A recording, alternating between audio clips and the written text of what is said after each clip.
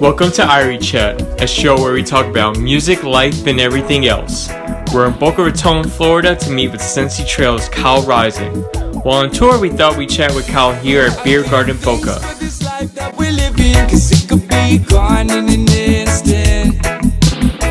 24 different selections on draft and over 50 bottled beers.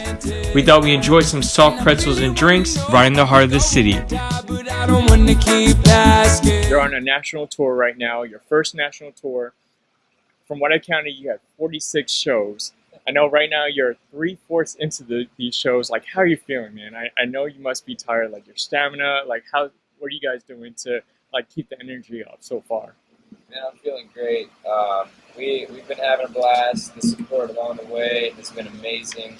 We've had a lot of great shows. We've got a lot of people who are willing to help us out, open their home to us, and we can get that rest and keep the stamina high.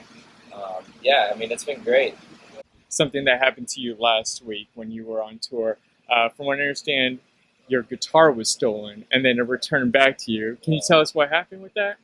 Yeah, so we were playing at this place in Folly Beach called Surf Bar, and there was this one lady that was just acting really strange, like pretty much since the time that we arrived. She just took a strong interest in me and the band, and she was just being really bizarre.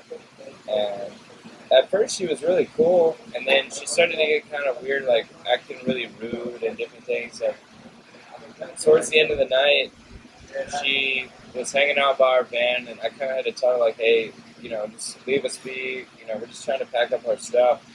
And then next thing I know, I'm like trying to put my guitar away, and I couldn't find it. And then I'm like, where's my guitar? And it occurred to me, like, okay, somebody took it. It just walked, it didn't just walk away by itself. Yeah. So, come to find out, we went back to the bar that we played at the next day and reviewed the camera footage, and sure enough, clear as day, there's that woman walking away with my guitar, and not only my guitar, but my drummer's cymbals, like the whole cymbal bag. She had it on her back and walking away with the guitar in her hand.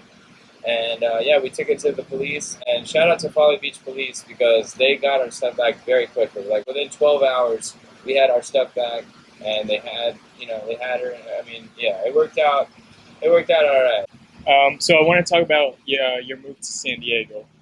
So that's where, from what I understand, you met Jordan Stark, your drummer, and Kaya Hall, your bass guitarist. How'd you meet those guys? So when I first got to San Diego, man, I was on the grind trying to find musicians to join this band. And I put up flyers. I was on Craigslist. I did anything I could just to find bandmates. And there's this website called bandmates. Okay. Which we always joke around and say it's like Tinder for bandmates. So I got on there and I found both of them and just sent them a message, letting them know what I was trying to do. And it just worked out. We all met up and it just clicked. And so we all have a common goal and we know what we want and we're just going from there. And it just worked out. Here we are on a national tour. You have from what I understand, a permanent mascot, Nikki Trails. Yeah. Tell the viewers who's Nikki Trails. Yeah, Nikki's my dog. She's a 1-year-old German Shepherd. I got her when she was 4 months old, and she's a sweetheart, man. She's so nice, and she loves being on the road. Like, her favorite place to be is in the van on the road. She just looks out the window. She's just super tranquil and relaxed while we're on the road. And she likes going to different places and meeting other dogs, meeting new people, playing. She's obsessed with tennis balls. She loves it, man. She's a great companion for on the road. She makes us feel at home. No, I think it's awesome that you have Nikki Trails on tour with you. I know, like, Stick Figure, they had their dog on tour. I saw them on Reggae Rise Up. They had that dog right up there. Everyone loves that dog. Yeah. Funny story about that. So Scott Woodruff from Stick Figure invited us out to come to the studio a few months back, and of course we took Nikki and everything, and Coco was there, and Coco did not like Nikki. She did not like Nikki. She was like, hey, this is my studio, I don't know what you're doing here, but I don't like it. It was funny, man. An awesome song that you have, Just Livin, featuring KBong. Step out my house and I'm ready to fight with the people of this world and the people of this life. I understand you wrote it when you were experiencing a bad time in your life. Without going into too much details about your experience, what drove you to writing such a great song like that? Yeah, so when I wrote that song, I was still in the Outer Banks. I was going through a transitional phase in my life where I had broken up with the girl that I was with at the time. I was practically homeless. Luckily, one of my buddies kind of let me crash at his place for a while. But, I just realized that, like, no matter what I was going through, no matter what was happening in my life, I was just grateful to be here. Just living, Yeah. just having a good time, no matter what, just looking up and just being positive and optimistic on whatever life brought my way. You worked with KBong on it. He's great on the song. How was it working with you guys? Dude, KBong is probably one of the nicest, most positive, coolest people I know, man. He's a good guy. And it's crazy because I met him, I want to say randomly, but I feel like it was meant to be. And when I first moved to San Diego, I had another buddy who had previously met him while he was walking down the street.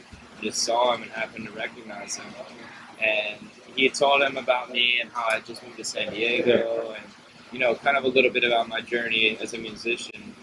And we all met up one day and we got together and played music for like 5 hours. We just jammed out. This was right before KBong went on his solo tour. Okay. And so he invited me over to his rehearsal space, and we got together and played music for a good while.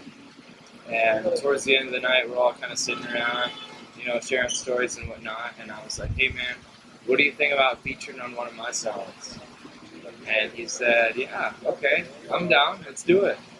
And I was like, all right. So I went to E.N Young's studio at Imperial Beach and recorded Just Livin'. Yeah. And I sent it over to him, and sure enough, he came up with this awesome verse and put it right on there. So, yeah, KBong's a great guy, man. I know you kind of randomly got your start just on a family vacation where you met, from what I understand, E.N Young and Tribal Seeds. Oh, yeah. Share us your experience of how that happened. So, when I was 18, I went on a vacation. My parents had just split up, and my dad decided that he wanted to take my brother and I on a vacation. So we went to the Outer Banks. And while we were there, I had my guitar with me, and I was walking up and down the beach playing songs that I'd written for people that were just on the beach. I just wanted to get out there and just kind of spread the music around a little bit. And so I'm walking along, and sure enough, I see a bunch of guys with dreadlocks, and I'm like, oh, I bet they like reggae. And sure enough, it happened to be Tribal Seeds. They were playing a show there in the Outer Banks that night. And we hit it off, and they were like, hey man, come back and hang out with us later. We're going to be chilling here at the hotel all night. So I drove back there and hung out, and sure enough, this guy, E.N Young, I had no idea who he was at the time. And he was telling me about himself. And yeah, I got to learn about them a little more, and then a few years later, here I am working with the guy in his studio. He's producing tracks for me, and he's going to produce this record that we're working on. It's just one of those full circle things, just complete full circle story right there. So that was a really, really cool point in my life because, especially at that time, Tribal Seeds had just released their album Representing, which is one of my favorites. Yeah. And, I was a huge fan. I still am a huge fan of Tribal Seeds, but especially at that time in my life, that was what I was listening to constantly. So to run into those guys and to see them and meet them and everything, it was just huge for me. To see years down the road, I'm working with them and stuff, it's just a great thing. It feels good. Last question is, anything you want to say to your current fans or future fans? I just want to say thank you. This journey I wouldn't be able to do alone. I want to say a special shout out to Customized Grinder, a special shout out to Smoke Proper, our sponsor for this tour, and anybody that believes in us and is willing to spread the word, spread the message, spread the vibe. Anybody who's a supporter, anybody who believes in what we're doing, I thank you from the bottom of my heart, because without you, we wouldn't be able to do this. Awesome. Well, Kyle, thank you so much for doing this interview with us. You guys are awesome. Sensi Trails is amazing. The whole band. Love your music. Love going to your shows. I'll try to, as long as you're in Palm Beach County, I'm going to try to catch every show I can. But again, from the bottom of my heart, thank you so much for joining us today, and best of luck on the tour, man. Thank you. This life is such a blessing, and we're not here for a long time, so we make the most of every day in this life. Sometimes